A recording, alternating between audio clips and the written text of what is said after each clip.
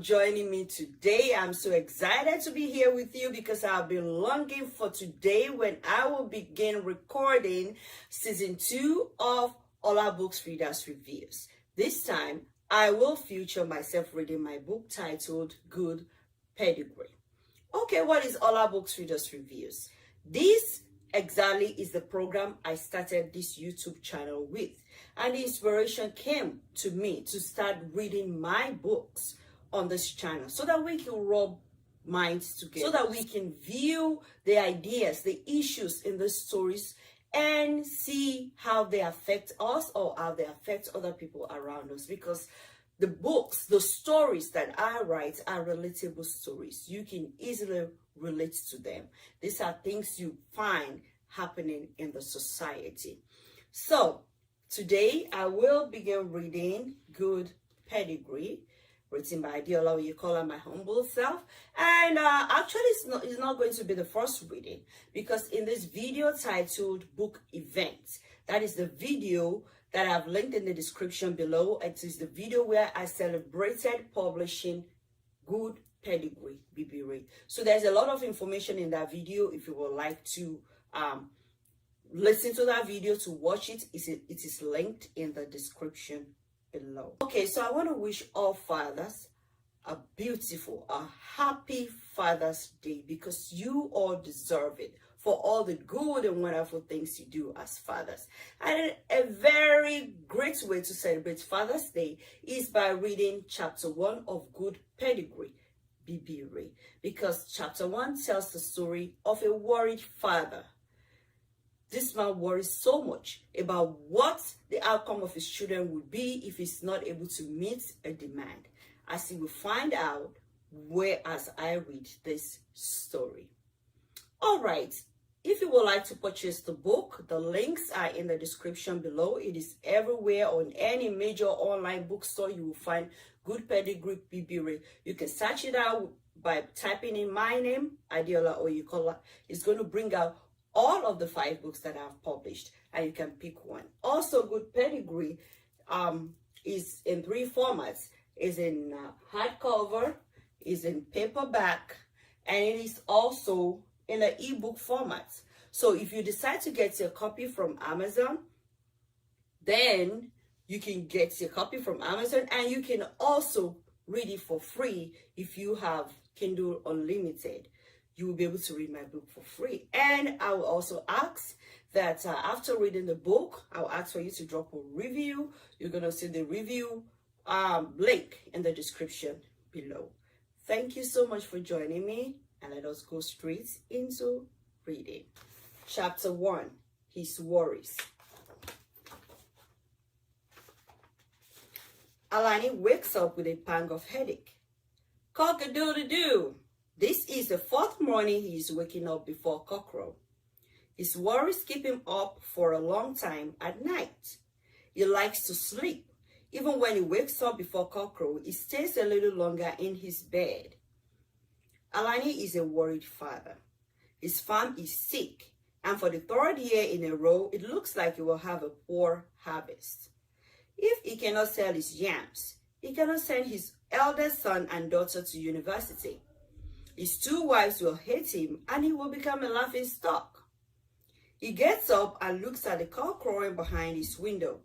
The cock seems to know he has an admirer as he takes a few confident strides, stops, and stretches out his neck to reveal its length and beautiful colors, and crows again. The action reveals its glossy red, golden brown, and black color. Its red comb stands out, revealing it as the king in its neighborhood. The cock's pride is a contrast to Alani's ignominy. Hopefully, the treatment he gave his farm will make a difference this year. Alani stays in the window a little longer, enjoying the morning breeze. It is that time of the year for him to harvest his yams. He would have done it the day before, but the fear of the unknown stopped him. 4 years before, his farm produced the best yams, and he made the best sales. He was the envy of the farmers in his village. But that was then. For the past 3 years, he has been a laughing stock. He cannot afford that this year. His son, Folarin, is going to college. This is a splendid achievement. He has promised to sponsor his education. His friends had laughed at him when he broke the news to them during their usual hangout night at Yarili Elemus joint. She sells the best palm wine in the village. They laughed at the ambition he cannot achieve. One of them compared his last yam harvest with a chewing stick. They all laughed. He walked home feeling sad. It is not a peaceful thing feeling like a failure. How could he have fallen from the high-ranking farmers to the low in such a brief time? What happened to the Alani Ninalowo? He has known 3 consecutive years of financial loss because of poor yam produce. His big customers from the city have paid less and less for his yams, and he would have been in deep debt if not for his maize and millet farms that have made great sales in the past years. Alani has put so much into his yam business that it is difficult for him to back out. He also has vast acres of land for yams and less for maize and millet. Alani is considering turning his yams plantation into one for maize and millet if the produce turns out sour again this year. His fears mount. His yams were his world. What would a man do if he has nothing to fend for his family? If the yams fail him again this year, it will put him in a bigger debt. He cannot explain this to his family, most especially Folarin and Yejide. So, his sleepless nights continue. He may find a way of dodging going to the yam plantation today. He will not let Folarin go with him. That way, he can go straight to the millet farm. He trusts his wives to make large sales from the market. Makinde, his distributor, also bought a lot of his millet and maize last year. What about his son going to school? He will probably borrow some money from his friend Aditoba. Folarin must go to school, he said out loud. How will he pay him back? Aditoba is his friend, but also a business owner. He will ask for a collateral. His maize and millet farms put together cannot be enough collateral. He can tell him he is changing from being a large-scale farmer to a large-scale maize farmer. Anyway, yam is not his only product. His maize comes out very well, and he makes large sales out of it. He still has some left from his last produce. He hopes to sell to Makinde when next he comes looking for produce for his store in town. Adetoba should be able to help. He is a rich man who trades in palm oil. He is an expert of palm oil, and people know him far and near for his enormous assets. Alani wonders why Adetoba laughed so hard when they made a jest of him at Yarili Sports. Is Adetoba happy that his friend is having a hard time? Was he drunk when he was laughing? He should have stood up for his friend, but he joined them to laugh. Can he trust Adetoba? Is he a friend at all? What if he lets him down? Who else can he go to? Alani sighs and shakes his head. He decides to ask him. Alani has been there for him in times past. This is Adetoba's time to pay him back. But Adetoba's son is a failure. He is the laughingstock of the community. What if he is jealous of Folarin going to school? Is that why he laughed at him at the bar? You could see the contempt in his eyes as he laughed hard. What will happen if I cannot raise money for my children's education? Will Folarin me become a struggling farmer like me? And Yejide me become a petty trader like her mother? Or what still, will she get pregnant by a non-entity and end up marrying at an early age of 18? He asks himself and ponders the question. He answers out loud with a big no. There must be a way. I must sort this out. I am a man and will continue to be one. How about I sell one of my farms? I will raise a lot of money and even have some left to do other things. Maybe save it and use the balance to pay for next year's fees. No, selling my farmland would be the last resort. I intend to leave my farmlands as an inheritance for my children. I intend it to be a family heritage, something my children will point to as a treasure handed down from generation to generation. His father left it for him, and he has done so well by buying more. Selling it will kill him. There must be another means. He fears Iyejide will soon fall into the hands of one of the village boys who has no future. To Alani, if a man's future is not beyond their village, then that man has no future. Each day he thinks about it, he feels so enraged. He cannot imagine his son Iyejide introducing a boy from the village as her fiancé. Ha! He glances to where his cutlass lays leaning on the wall and thinks of what he will do to such a boy. Alani wants her to go to the city, only to study, become successful. He wants his children to be part of their village success story and to be more prominent people who will bring the city to the village. If he cannot fund all his 4 children in school, at least he will struggle to send 2. Selling my property is not the solution. I will go to the farm and see what I can get from it. This is my source of livelihood. That is my strength, and that is where the solution is. He summons courage and gets ready for the farm. As he comes out of his room, he sees Fola sitting down with a hole on his shoulder. Ẹ káàárọ̀ bá mi, he greets. Afolarin, Omola, Jibi, Alani replies. Ara le bá mi. So I just want to pause here and say that all of these words that are not English words, all these Yoruba words have been translated and they are on the back of the book. But I do not want to interrupt my reading by going back to the translation page. Leave me a comment if you have any question about that. And I just wanted you to know, if you have a copy of the book, all you have to do is go to the back, you get the translations. And all of this part I've read are just greetings. I continue reading. Why are you up so early? Alani asks his son, feeling concerned. Because we will do the harvest together, Bami, he replies, showing off his hoe and cutlass. Afolarin, I can do the job all by myself. I mean, your hands are for writing, not for the farm. If you continue to make me proud by doing well in school, I will continue to labor on the farm to pay your school fees. Afolarin, wole loko losun. Alani concludes. No, Bami, I want to help you. You usually hire people to help you on the farm, but you have hired none this year.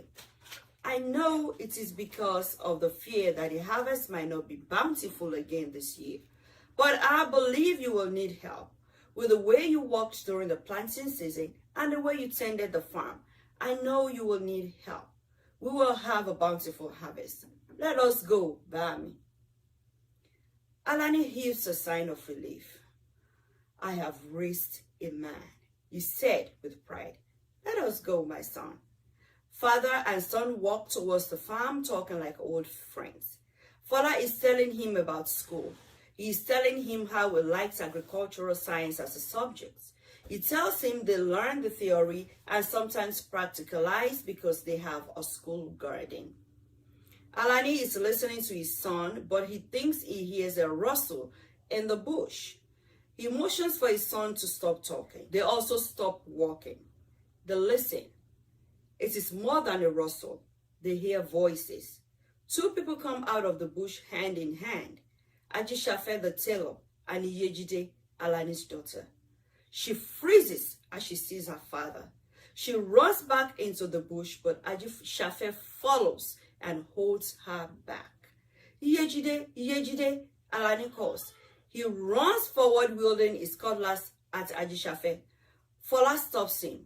Iyejide and Ajishafe escape. They did not make it to the farm. Alani gives chase as he rains curses on Ajishafe. Fola chases along with him, doing his best to calm him down. They get home. Iye is not there, and this enrages Alani the more. He calls out to his 2 wives and demands to know who knows about Iye's whereabouts. The news surprised them. Iye's mother did not believe him until she goes into her room and finds out she is not there. She shakes with fury when she realizes what her daughter has done. Alani blames her for Iye's actions. He says she is not doing her motherly duties. That is why her daughter is all over the village selling herself like a cheap slut. Alani said he is sure he was going to stop Iye's education. Iye's mother goes on her knees and begs on her daughter's behalf. Alani rages and rants and fumes. When he's exhausted, he resigns to his room. Fola worries for his sister. He does not know where she could be. He takes a walk down to Ajishafe's home. He is not there. Fola hopes he had not absconded with his sister. It is moments like this that he wishes he has a telephone. His father did not think a telephone was a necessity until he started dealing with Makinde, a farm produce trader from the city. Makinde bought a phone for his father as a gift. He showed Fola how to use it so he could show his father. His father only communicates with Makinde on the phone. He says he does not know anyone else from the city. Alani is the envy of his friends because of his phone, but he never takes it outside his house for the fear of it being stolen. There are a few other people with phones in the village, but Alani is not interested in sharing phone numbers. Fola knows the first thing he will do when he starts school will be to get a phone. He thinks if he has a phone and his sister has one as well, communication would not be an issue. He checks in some of Iye's friends' houses, but no one has seen her. He thinks about her going to their uncle, Amal, but brushes it aside. She would not have gone that far. If she had, he was not ready to go. He walks back home dejectedly and tries to talk to his father, whose fury he cannot abate. Fola sits down to eat the meal his mother prepared. It was his favorite breakfast, eko and akara. He adds some honey to his eko. While he is enjoying his breakfast, he thinks about going to the farm alone. If he can harvest some yams, he is sure his father will be proud of him, especially if they come looking big. However, doing it alone may be risky. He has never done it alone before. Aderoju, his friend, should be able to help him. He finishes his breakfast hurriedly and heads towards Aderoju's residence, about 15 minutes walk from his house.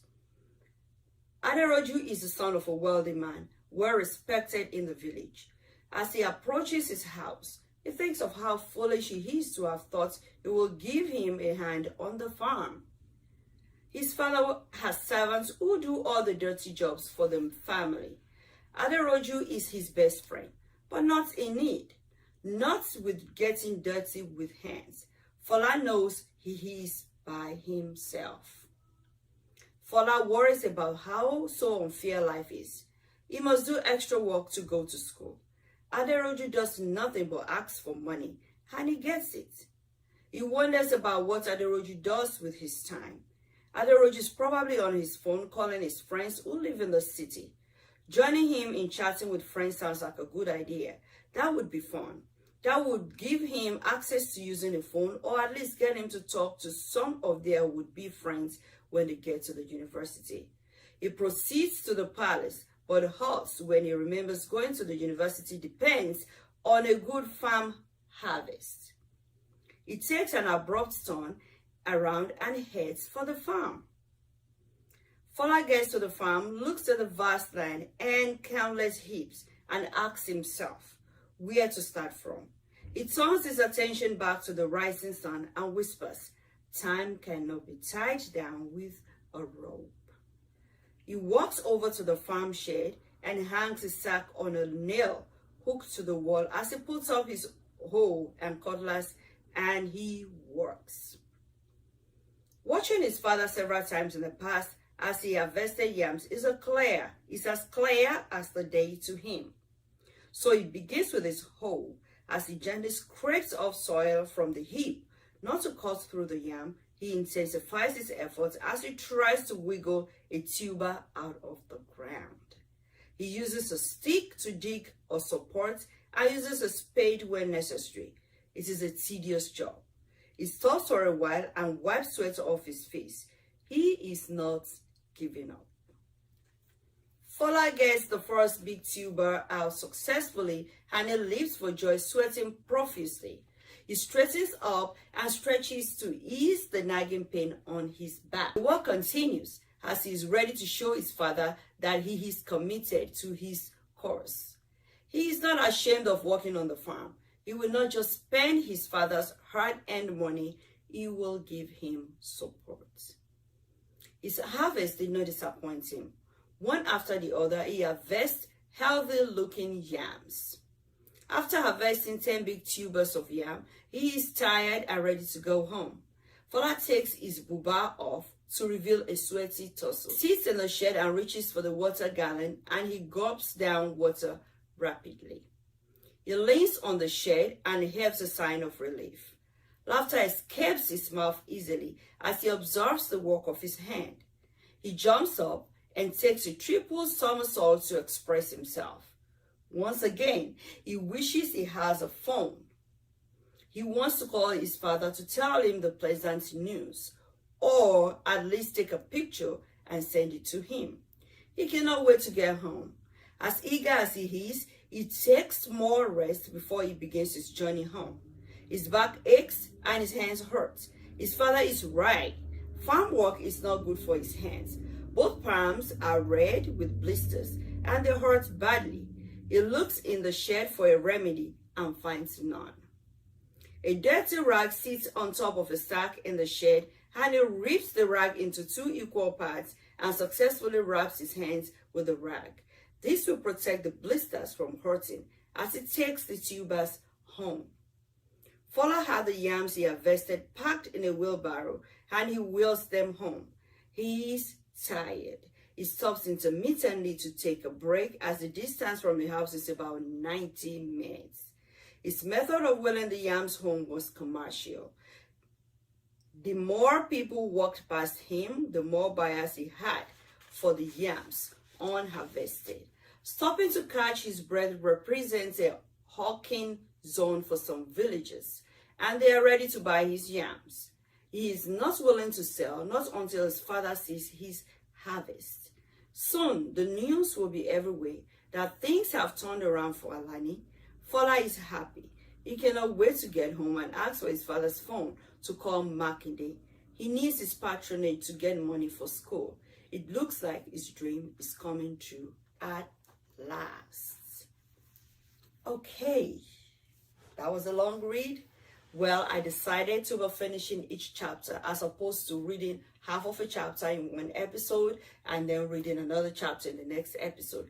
I believe you'll be able to keep track of the story that way. So this video is for chapter 1 and it is titled His Worries. So quickly, I want to say something there. I know a reader found Alani as a very funny character. She said she liked him so well. She kept going back to the scene of where he was wielding his cutlass. So that seemed to, was really interesting to that reader. So that is what I want to talk about. Now, the chapter started revealing to us the state of Alani, a worried father. Now, unlike in other advanced countries where you can easily get a loan to go to school, many parents have to struggle to raise money to send their children to school. Education is not free, and attending the university is very, very expensive, as we all know, and there is no government right there in their country to help, maybe in terms of providing loan or subsidy or grants or anything to help anybody go to school. The person who wants to go to school have to fend for himself, or the parents will fend for them. Most times the parents fend for them. So this is a situation where Alani's household has found themselves. And Alani, living in the village where not too many people appreciate education, wanted his children to be educated so that they can have better life. He sees himself as a struggling farmer, and he sees farm work as hard work, and he wanted his children to go ahead and go to school, go to the university, learn more, and be able to come back home with good grades and good jobs, okay? So he was thinking of how to raise money to send 2 children to school. He worried so much he's been having sleepless nights. And eventually, one of these children he's worried about, he found in the bush alone with a boy. We are celebrating Father's Day. Now, put yourself in Alani's shoes as a father or maybe as a mother, as a parent.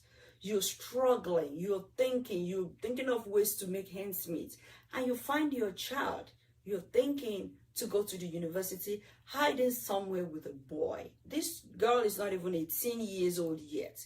How does that make you feel as a father? Finding your underaged daughter with a man in a secluded place. How does that make you feel? What would you do? How would you handle the situation? In the case of Alani, oh my goodness, he had his cutlass in his hand and he chased the man down. And he was like, you need to wait for me so I can put your head down from your neck. You know, well, that is kind of funny because I wish this book would be a movie one day. And I would like to see the people who act that scene. I want to see who will act Alani and how it will run after this man with the cutlass in his hand, wielding it, and, you know, I want to see all of that.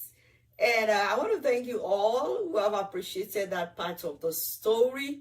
And I want to say it makes me laugh as well. Some of the things that I write, sometimes when I sit back and read it, I will laugh. It's just an inspiration. And like I said, these are things relatable.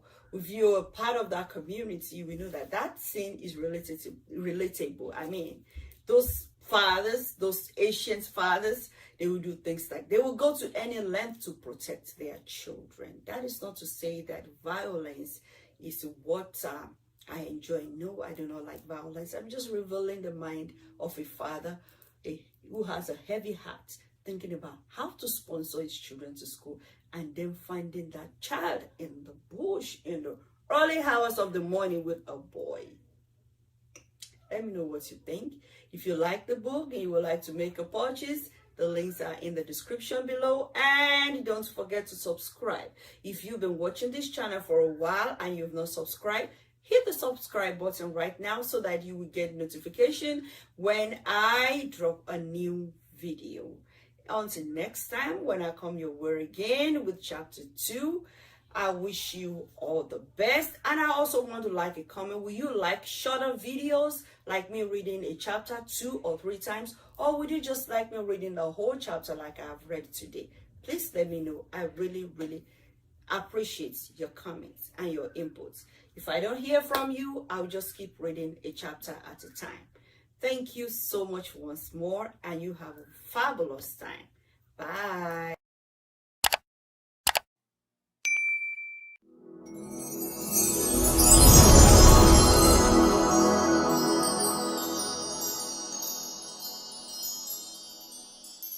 So it's another day on my channel, and I want to say thank you for joining me.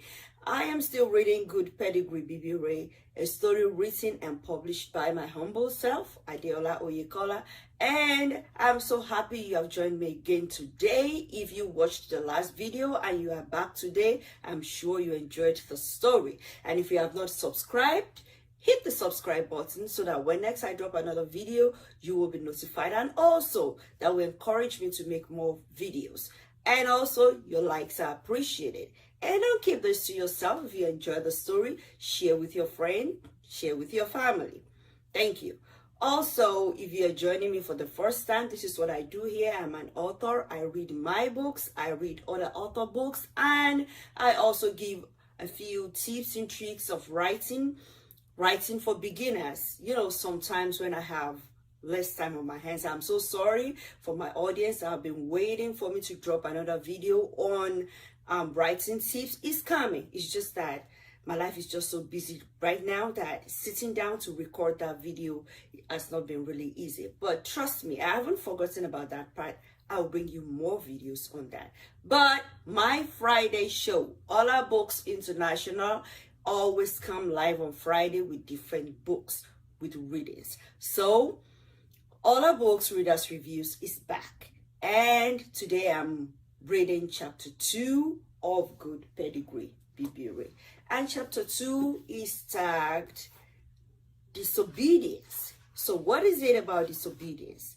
The last chapter, Alani found her daughter. She caught her red-handed. You know all of those tricks you did. You know what you did before you got married, or what you did when you were a teenager, or what you did before you got to where you are today. Chapter 2. Iye runs past home. Shafe, for Aji Shafe, tries to lead her to his house, but she would not budge. She runs and runs until she stumbles and falls. She hits her big toe and cries out in pain. Shafe helps her up and sits her down on a rock close to the river. She sits on the rock crying, knowing her father would kill her. She is inconsolable and blames Shafe for what happened. He had told her to meet him at their usual spot before cockcrow. She was there and he was late. She was about to leave when he showed up. Shafe pushes further to console her. Iye, my love, please forgive me. Stop crying. Let me attend to your bleeding toe. He walks to the river and looks around for something to scoop up water with. He finds a small calabash hiding in the grass nearby and scoops up water with a bowl to wash Iye's feet. As the water touches her wound, she cries out louder. He goes back for another round of water. This time, he comes back with a big leaf and some lemongrass. After washing her wound, he ties it up with the leaf and grass. She continues to cry more from being caught red-handed by her father than from the fresh wound. Iye, please stop crying. You are the best thing that has ever happened to me, and I promise not to fail you. How do you plan on fulfilling your promise? I have provoked my father's anger. How do I prove to him I am still his precious, obedient daughter?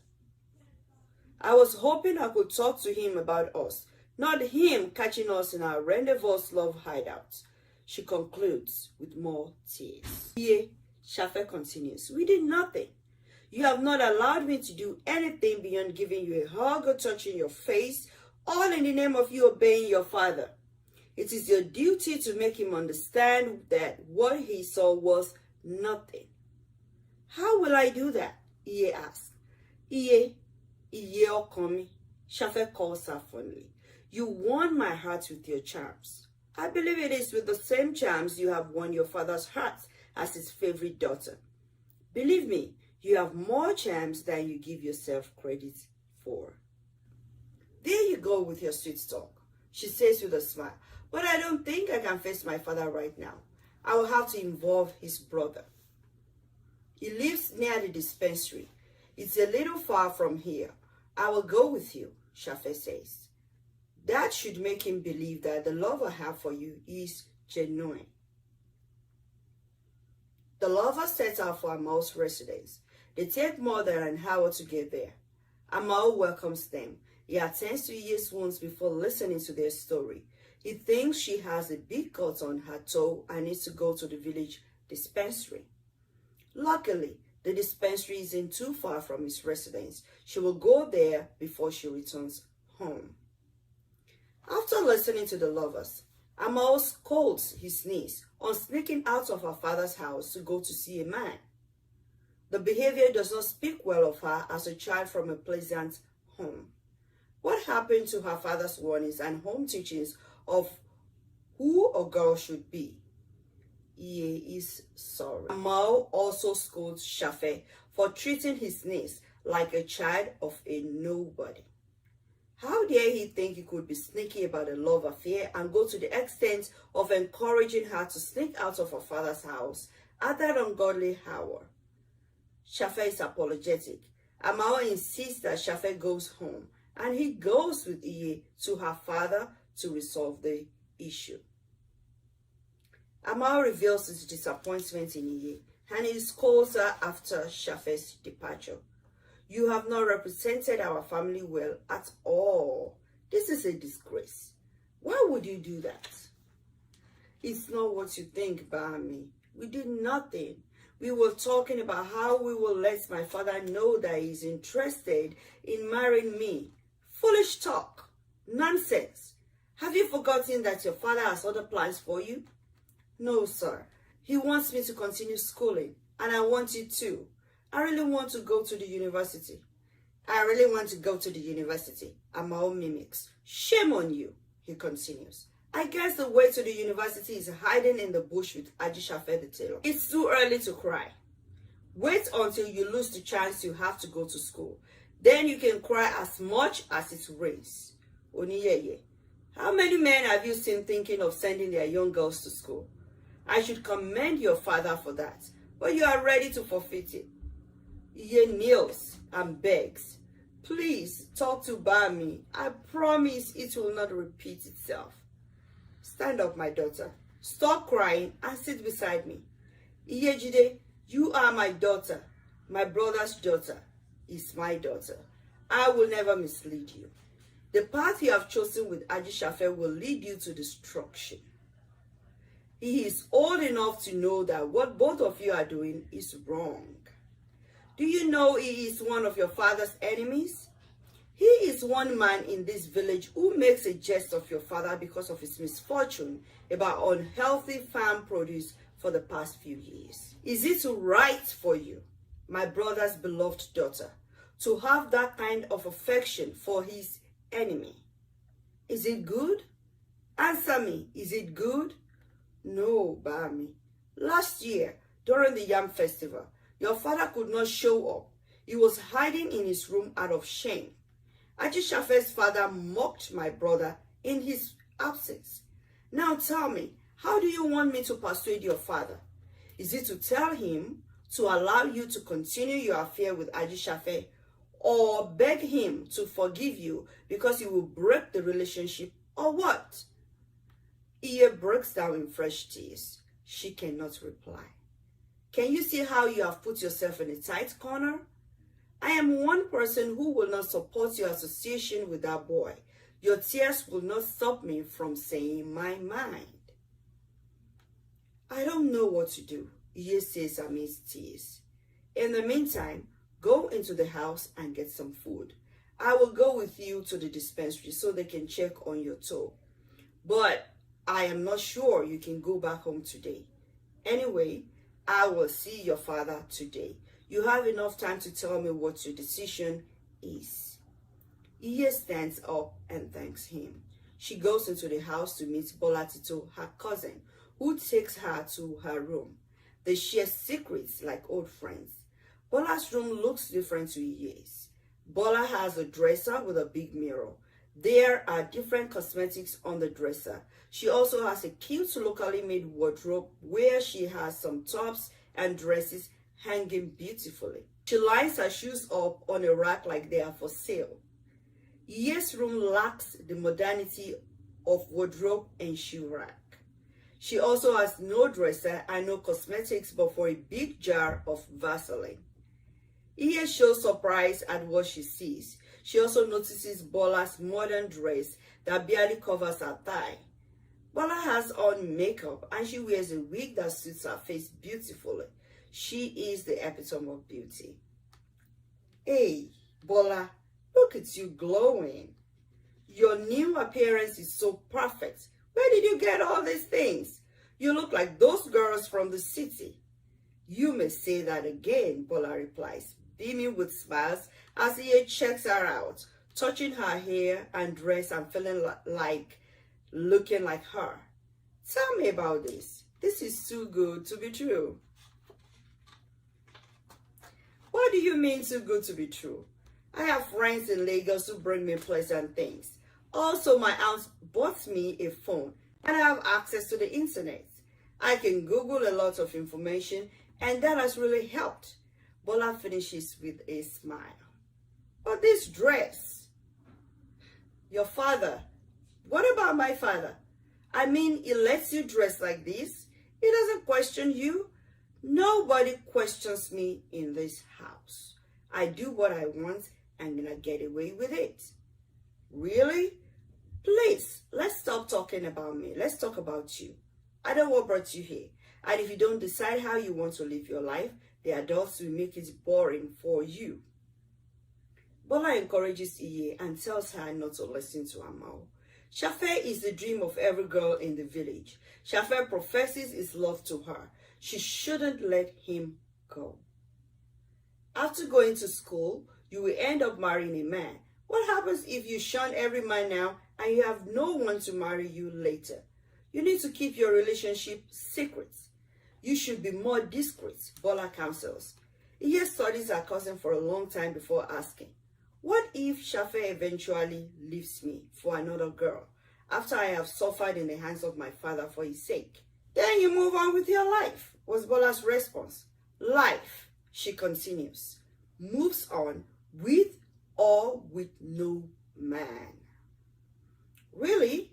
Then my father and your father will say, did we not warn you? That is, if he leaves you. I don't think he will, Bola concludes. You don't think? Iye asks.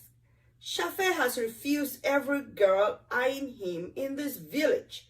Many girls will do anything for him to hold their hands and smile at them.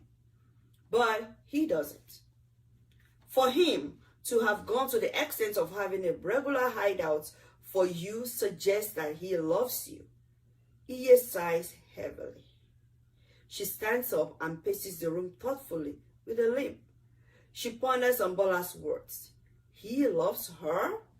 Does she love him? What is love? If it comes to her choosing between her family and Ajishafe, will she be able to choose? Who will she choose? She wouldn't choose Ajishafe over her family. Why? He is not rich enough to pay for her education. Iye really wants to go to school. She likes to read, and she wants to become a journalist. Seeing reporters report news on the TV is an inspiration to her. She wishes to be a newscaster one day. She dreams every day of how she will sit in the newsroom, casting the news, and her father will sit in his old bamboo chair, listening and smiling. Is she ready to give it up? What are you thinking about? Bola asks. Nothing, she replies. I guess I have to prioritize my need. What do you have that I can eat? I am hungry. My mother left me some food before she left for the farm. Let's see what it is. Your mother left you food? Why didn't you wake up to cook? I cook when I want to. Nobody tells me what to do in this house if they don't want trouble. What? No one dares that in my father's house. You must obey your parents or you are in big trouble.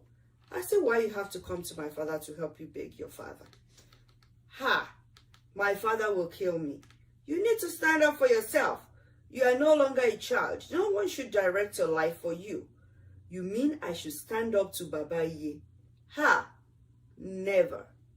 You will forever be his slave then, Bola concludes. Let's see what you have, Iye asked. Eko and akara. The same thing we made in my house this morning. I ground the beans before I sneaked out. I'm sure my mother would finish making it for me. My mother. That's another big problem right there. She will wait to lash me with words. What kind of world am I born into? My parents are too harsh, Iye laments. They will continue to be harsh if you don't stand up to them, Bola says firmly. I wish I could do it, Iye sighs exhausted. You need to start from somewhere. What do you mean? I mean, let them know you are no longer a child. I am scared it will not allow me to further my education if I should rebel. Bola Tito pauses for a few minutes as she stares at Iye. Iye was about to challenge her silence when Bola spoke up. I have an idea, she says. My mother's sister lives in the city. The last time she visited, she said she would love to have me live with her, but I refused to go with her. Why did you refuse such an offer? Because I need my independence. My aunt is too strict, and I can't stand people like her. Every time she comes around, she tries to order me around. She thinks she is the best thing that has happened to our family, all because she lives in Lagos. I don't have time for all that nonsense. All the while, Bola was talking. Iye had her mouth open wide in surprise. Iye shakes her head and mutters under her breath. It has been a long time since the last time I visited you. You've changed so much. Well, Bola continues. You may say that again. I stopped visiting after I noticed that I was the only one visiting. You never returned my visits. Iye remembers why she stopped her frequent visits to Bola. Her mother warned her from being so close to Bola because she thought Bola would be a dangerous influence. Why did you stop visiting? Bola asked. Nothing, Iye stammers. My mother cut down my outdoor time. Really? Bola questions. You were saying something about your aunt that lives in Lagos. Iye changes the topic. Yes, Bola continues. What if I talk to her about your ambition to further your studies and see if she can help you get a job and accommodation? That sounds like a good idea, Iye replies with hope. But my father, she said sadly, will he let me go? Go where? This is just a plan B. If your father refuses to send you to school, I will ask my aunt to help you. If she accepts, we can talk to my father to help convince your father about the idea. Also, you may not have to ask. What if you abscond? Iye responds with a startled look. Don't look at me like that. This is so easy. You can date Shafe and get away with it and still go to school. It's your choice, not your parents. Then she hears her uncle call her. It was time to go. She leaves her on eating eko and akara and walks towards the door. She pauses at the door and turns around, stares at her cousin one more time. Bola nodded in confidence and whispers, you can do it. It is a short walk to the dispensary. Iye limps on with a swollen, terribly hurting big toe. The wait is long. Finally, the nurses attended to her. Amal supports her to get to his house and leaves her there with Bola before he proceeds to his brother's residence. He is ready for his brother's outpost. Amal meets a jubilating group in his brother's house. Alani has ordered kegs of palm wine from Iyari Lielemu. Alani and his friends are drinking and eating bushmeat. He is celebrating his harvest. They are talking and laughing and singing Alani's praise. They have forgotten the past few years of his terrible harvest. Fola is very excited. He is happy that his dream to study eventually begin his progress to fulfillment. Amal joins the celebration. As soon as Iye's mother notices Amal's presence, she walks back and forth to catch his attention. Finally, she can motion to him to see her. She asks if he has seen her daughter, and he tells her she is at his house. After the guests left, Amal states his mission. Ẹ̀gbọ́n mi, a kú oríire. Ó ṣé àbúrò mi. I want to talk to you about Yejide Omowa. She ran to you, didn't she? Where else would she be? I scolded her, and she has cried a lot. She's a dutiful child. I believe she will not repeat her mistake. Amal, you met me in a good mood. All because Afolari in me has made me proud. All I am thinking of now is how to hire able men to help cultivate my farm so I can concentrate on Afolari. He is ready to further his studies, and I am fully ready to support him. I don't have to worry anymore. What about Iye? Amal asked. What about her? She has chosen the path she wants to follow, and she has my blessings. She can do whatever she wants with her life. Alani concludes with a sniff. But she wants to go to the university. No. She wants to chase men around and get pregnant and stay put in this village. That is what she wants. I will not force her to choose my way. No, ẹ̀gbọ́n mi, no. I left her at my house crying. She wants to further her education and she needs our support. She is sorry. Amal, you know me well enough. I have decided. I saw her with my own eyes with a man. That worthless Ajishafa the tailor with my daughter? He should have waited and let me cut off his head. His anger is building up. God forbid. You will not cut off anyone's head. Please forgive her. She has promised not to see him again. She is sorry. Then where is she? I left her at home because she hurt her toe while running. It is sore and swollen. She cannot walk a long distance for some days. That is the reward of disobedience. She is lucky she did not lose a whole toe, Alani says, still fuming with anger. I took her to the dispensary and they took good care of her wound. She will be back there tomorrow. As soon as she can walk properly without pains, she will return home. You may keep her for as long as you like. I don't want to see her. She has failed me and I am not ready to forgive her. Not yet. I know you will come around soon. Children will be children. We just need to be patient with them. It's getting dark. I will be on my way. Alani walks with him over some distance before turning back. He thanks Alani and promises to visit his sister the next day. As Alani walks home, he thinks about his brother and his family. He thinks of how well his brother has trained his children. Only if Bolatito will be half as good as Iye, he will be thankful. He admires the way Iye is repentant and ready to do anything to make her father forgive her. If it was Bolatito, she would never admit she was wrong. Only God knows what is wrong with that girl. Where did he go wrong?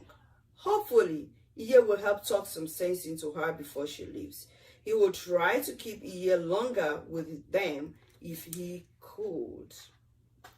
The end of chapter 2, disobedience. So, I hope you enjoyed that read. I mean, that part is also very interesting for me. So we see how Iye, went to Amo's residence and her conversation with her cousin, her friend, Bolatito. So these are two different characters, two girls with different ideas. Bola is trying to tell you, you know how you tell girls, you need to wake up. So now, this is what I want to say. This background is so much different from the Western way of life. This is a background, a village life, okay, where the children must listen to their parents, where we have what you call in Yoruba ekoile, and that is home training, where the training, the kind of way you bring up your child, you want that child to continue in that way. Now it looks like Iye is deviating from the training he has from her father and from her mother and from her household. She's deviating to something different. And Bola is trying to encourage her to continue to deviate, to move in that direction, because according to Bola, Iye is no longer a child. She needed to have her own way of life. She needed to just continue to do things her own way. So what do you think? A lot of this happen these days. A lot of our teenagers, a lot of our children no longer follow the tradition. They no longer listen to their parents. They just want to do things their own way. So what do you think about this? Do you think that parents should just leave their children to just pick the path they want and they should just follow that path and just do what they like without the parents interfering? Or at what age should the parents let the child go? Because this is a big controversy in our society today. We hear some parents say, oh, even to 8, 9, 10-year-old, oh, leave them alone, that's what they want to do, let them go for it. At what point do we let our children do what they want to do? And at what point do we bring them back and say, this is not how I train you? Okay, should we allow the streets to train our children? Should we allow our children to train themselves? Or should we have a kind of legacy we give to them? And each time we see that they are deviating, we bring them back. What do you think? I want to know what you think. Please share in the comment section. Let me know what you think. And if you have live experiences, you may also share it. So thank you. This is all I have for you today. I hope you have enjoyed it. And if you have watched from the beginning all the way to the end, it means you have enjoyed it. So hit that subscribe button if you have not done so. Hit the like button if you have not done so. And this will help you, okay, to be notified each time I drop another video and this will encourage me to load more videos. Thank you so much for watching. I have the links to where you can purchase the book in the description below if you would like a copy. If you have Kindle Unlimited, you may read it for free. If you want the ebook, it's also available. And you can also go to my website, Olabooks International, selfpub.com, where you can make a purchase, or you can decide to just go to any major online bookstore where you will get a copy. Thank you for watching. Until next Friday, you have a fabulous time. Bye.